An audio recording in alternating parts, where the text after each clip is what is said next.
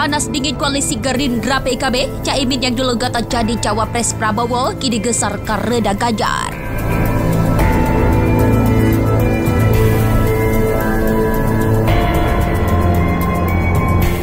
Ya kalau kita ngomong kontestasi pilpres, ya tentunya dari hari ke hari, dari waktu ke waktu kan tentu saja ada wacana-wacana di luaran. Ada pasangan ini dan itu, kemudian nanti 1-2 hari berubah, ya itu biasa.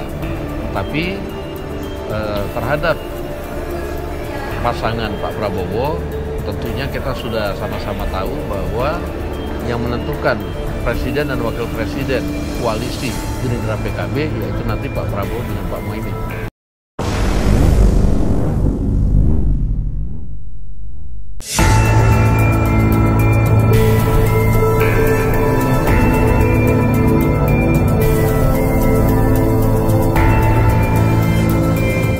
Hawa panas menaungi koalisi Partai Gerindra dan Partai Kebangkitan Bangsa PKB jelang pemilu presiden atau Pilpres 2024. Padahal kerjasama antara kedua partai belum lama terbentuk, Gerindra dan PKB resmi berkoalisi pada 13 Agustus 2022. Namun belakangan Ketua Umum PKB Muhaimin Iskandar mengancam akan membentuk komposisi baru. Ini menyusul munculnya isu duet Ketua Umum Gerindra Prabowo Subianto dengan kader PDI Perjuangan yang juga Gubernur Jawa Tengah yaitu Ganjar Pranowo sebagai pasangan calon presiden atau capres dan calon wakil presiden.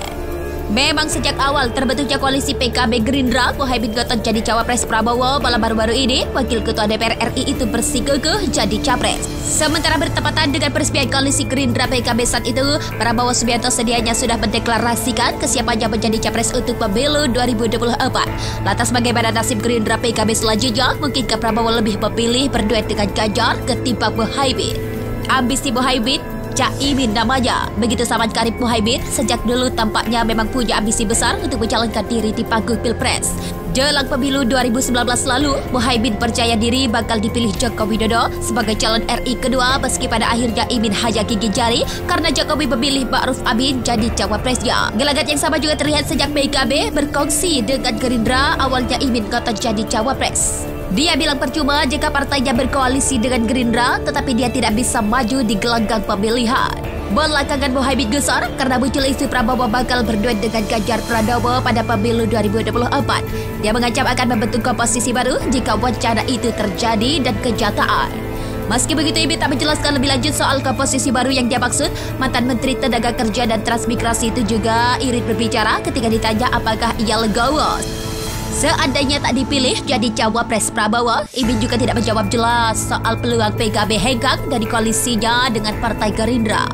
Sejak awal PKB punya target untuk mencalonkan ketua umumnya sebagai wakil presiden. Harapannya PKB mendapat limpahan elektoral atau kotail efek dari pencapresan atau pencawapresan Muhaimin.